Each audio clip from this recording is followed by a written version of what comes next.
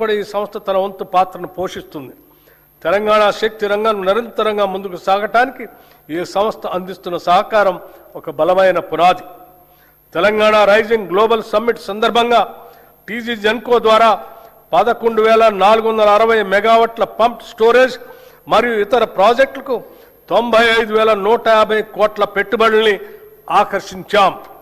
అదే సమయంలో రెడ్కో ద్వారా 1,23,350 కోట్ల పెట్టుబడులతో 12 ఒప్పందాలు కుదుర్చుకొని రాష్ట్రాన్ని గ్రీన్ ఎనర్జీ కేంద్రంగా తీర్చిదిద్దే దిశగా అడుగులు వేస్తున్నాం.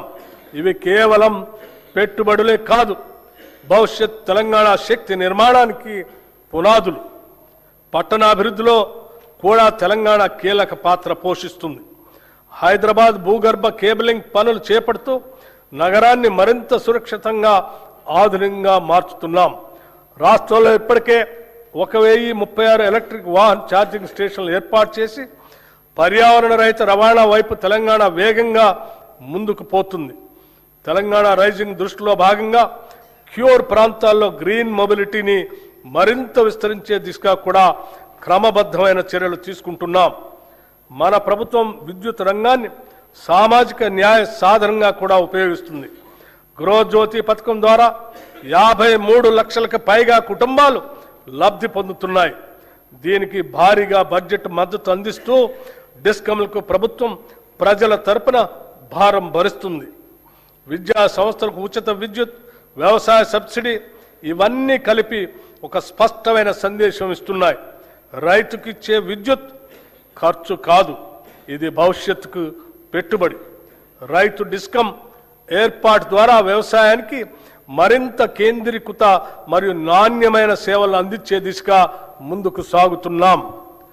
చీకటి పోవటం అంటే కేవలం వెలుగు రావటం కాదు, ప్రజల్లో నమ్మకం పెరగటం. మన లక్ష్యం స్పష్టంగా ఉంది. ప్రతి ఇంటికి విద్యుత్, ప్రతి రైతుకి భరోసా, ప్రతి పరిశ్రమకు శక్తి, ప్రతి పౌరునికి నాణ్యమైన సేవ. విద్యుత్ సరఫరా చేయటం మన బాధ్యత. భవిష్యత్ తెలంగాణను శక్తివంతం చేయటం మన సంకల్పం. ఈ బడ్జెట్లో విద్యుత్ శాఖకు 21,285 కోట్ల రూపాయలు ప్రతిపాదిస్తున్నాం. మహాత్మా జ్యోతిరావు పూలే గారు చెప్పినట్లు, చదువు లేకపోతే జ్ఞానం రాదు, జ్ఞానం లేకపోతే నైతిక విలువలు ఉండవు, నైతిక విలువలు లేకపోతే అభివృద్ధి సాధ్యం కాదు. సమాజంలోని అట్టడుగు వర్గాలకు చదువు ఒక్కటే ఉంటే ఇవన్నీ లభిస్తాయి. నిజమైన విద్య సాధికారతనిస్తుంది. యంగ్ ఇండియా ఇంటిగ్రేటెడ్ రెసిడెన్షియల్ పాఠశాల ఏ దేశ భవిష్యత్తు అయినా విద్యతోనే నిర్మితమవుతుంది. ఈ సత్యాన్ని గుర్తించిన ప్రభుత్వం విద్యారంగంలో చారిత్రాత్మక మార్పులు తీసుకొచ్చే దిశగా అడుగులు వేస్తుంది. నాణ్యమైన నైపుణ్యం కలిగిన విద్యను అందించాలనే సంకల్పంతో అన్ని అసెంబ్లీ నియోజకవర్గాల్లో యంగ్ ఇండియా ఇంటిగ్రేటెడ్ రెసిడెన్షియల్ పాఠశాలని మంజూరు చేయాలని నిర్ణయించాం.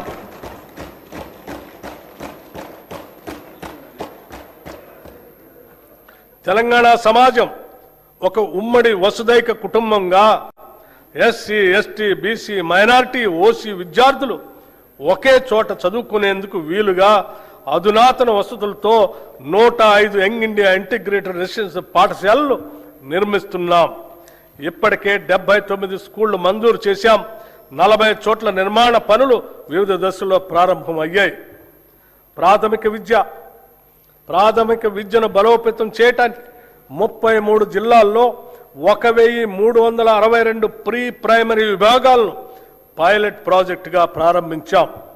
రాబోయే విద్యా సంవత్సరంలో ఈ కార్యక్రమాన్ని 2,000 నుండి 2,500 ప్రభుత్వ పాఠశాలలకు విస్తరించేందుకు ప్రణాళిక సిద్ధం చేస్తున్నాం.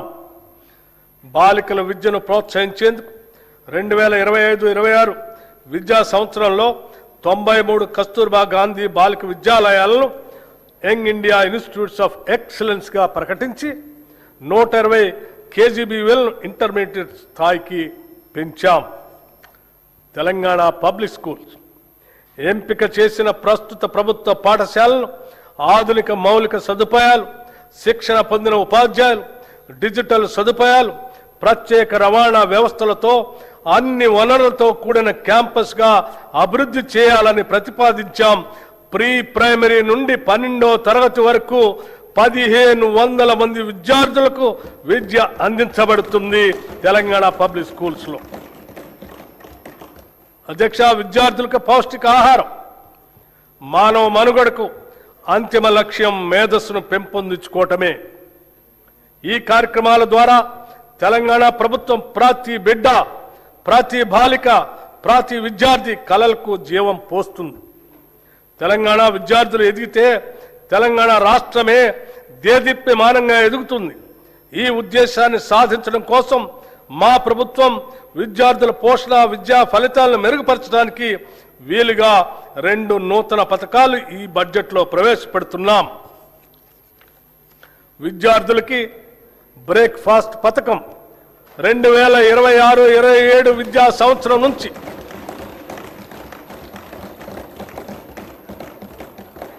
2026-27 విద్యా సంవత్సరం నుంచి ప్రీ ప్రైమరీ నుండి ఇంటర్మీడియట్ వరకు చదువుతున్న విద్యార్థులకు నాణ్యమైన పోషకాలతో రాష్ట్రంలో నూతనంగా బ్రేక్ఫాస్ట్ పథకాన్ని ప్రారంభించేందుకు ప్రభుత్వం నిర్ణయించింది. ఈ బ్రేక్ఫాస్ట్లో ప్రతి విద్యార్థికి వారానికి అల్పాహారంతో పాటు 3 రోజులు పాలు మరియు మిగతా 3 రోజులు రాగి జావా అందిస్తాము.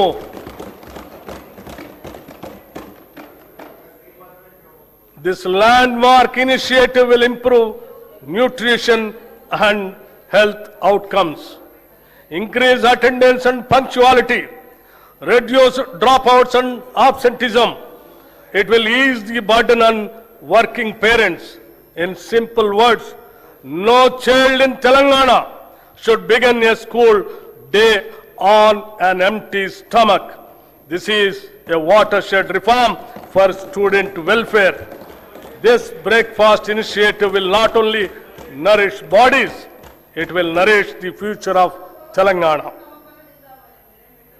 ఇంటర్మీడియట్ విద్యార్థులకు మధ్యాహ్న భోజన పథకం ఈ రోజు నేను ప్రకటించబోయే మరో అత్యంత ముఖ్యమైన సంస్కరణ. ప్రభుత్వ జూనియర్ కళాశాలల్లో ఇంటర్మీడియట్ అభ్యసిస్తున్న మన విద్యార్థులకు కూడా ఇకపై నూతనంగా మధ్యాహ్న భోజన పథకాన్ని విస్తరిస్తున్నాం. విద్యార్థుల సంక్షేమం కోసం మనం తీసుకుంటున్న చర్యల్లో ఇది ఒక సరికొత్త అధ్యాయానికి నాంది. కౌమార దశ అనేది ఎంతో కీలకమైన దశ. ఈ వయసులో తీసుకునే పోషకాహారమే వారు నేర్చుకునే సామర్థ్యాన్ని మరియు దీర్ఘకాల ఆయుష్ను నిర్ణయిస్తుంది. అధ్యక్ష, ఈ 2 పథకాలు ఈ రాష్ట్రంలో అద్భుతమైనటువంటి మానవీయ కోణంతో తీసుకున్నటువంటి గొప్ప నిర్ణయాలను చెప్పడానికి ఎటువంటి సందేహం లేదు.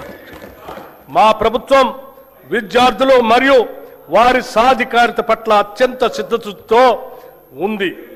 దివ్యాంగ విద్యార్థుల శారీరక వైకల్యం వారి విద్యాభ్యాసానికి మరియు ప్రగతికి ఏమాత్రం అడ్డంకి కాకూడదనే ఉద్దేశంతో అటువంటి వారికి తగిన తోడ్పాటు అందించే లక్ష్యంతో ఇంటర్మీడియట్ విద్య చదువుతున్న దివ్యాంగ విద్యార్థులకి రెట్రో ఫిట్టెడ్ మోటరైజ్డ్ వాహనాల్ని పంపిణీ చేయాలని నిర్ణయించాం. రాష్ట్రంలోని అన్ని వసతి గృహాలు, గురుకుల విద్యా సంస్థల్లోని వంటశాలల అపరిశుభ్రత వలన విద్యార్థులు అనారోగ్యం పాలవుతున్నారు. దీనిని దృష్టిలో ఉంచుకొని ఆ వంటశాలల నిర్వహణలో వస్తున్న ఇబ్బందులను అధిగమించడానికి ఈ బడ్జెట్లో ఆధునీకరించడానికి మా ప్రభుత్వం నిశ్చయించింది. అన్ని వసతి గృహాలు, గురుకుల విద్యా సంస్థల వంటశాలల ఆధునీకరణకు కోట్ల రూపాయల ప్రతిపాదన 100 కోట్ల రూపాయలని ప్రతిపాదించాం. రాష్ట్రంలో పాలమూరు శాతవాహన విశ్వవిద్యాలయ ఆధ్వర్యంలో ఇంజనీరింగ్ మరియు లా కాలేజీలు, తెలంగాణ విశ్వవిద్యాలయం ఆధ్వర్యంలో ఇంజనీరింగ్ కాలేజ్, మహాత్మా గాంధీ విశ్వవిద్యాలయం ఆధ్వర్యంలో లా మరియు ఫార్మసీ కాలేజీలు, Rajiv Gandhi university of knowledge technologies ఆధ్వర్యంలో మహబూబ్ నగర్ క్యాంపస్ను నూతనంగా మంజూరు చేశాం. వీటికి అదనంగా ప్రభుత్వ పాలిటెక్నిక్ కాలేజ్ కోస్కీని ప్రభుత్వ ఇంజనీరింగ్ కళాశాలగా అప్గ్రేడ్ చేశాం. స్టేషన్ గన్పూర్ కె సముద్రం, గంగాధర, ధర్మపురి, పాకాల్, కోస్కి మరియు దేవరకద్రలో కొత్త ప్రభుత్వ డిగ్రీ కళాశాలలు ప్రారంభించాం. దీంతో రాష్ట్రంలో ప్రభుత్వ డిగ్రీ కళాశాల సంఖ్య 149కి పెరిగింది. రాష్ట్రంలో ఉన్న 57 పాలిటెక్నిక్ కళాశాలను అడ్వాన్స్డ్ టెక్నాలజీ సెంటర్లుగా ఉన్నతీకరిస్తున్నాం. యువతను భవిష్యత్ ఉద్యోగ అవకాశాలు కల్పించడానికి, ఎంటర్ప్రెన్యూర్లుగా ఎదగటానికి వీలుగా పాలిటెక్నిక్ కళాశాలలో 15 కొత్త కోర్సులు 2026-27 విద్యా సంవత్సరంలో ప్రారంభిస్తున్నాం. విశ్వవిద్యాలయాలు, పరిశోధన సంస్థలకు సంబంధించి భూ విజ్ఞాన, ఖనిజ శాస్త్ర పరిశోధనలకు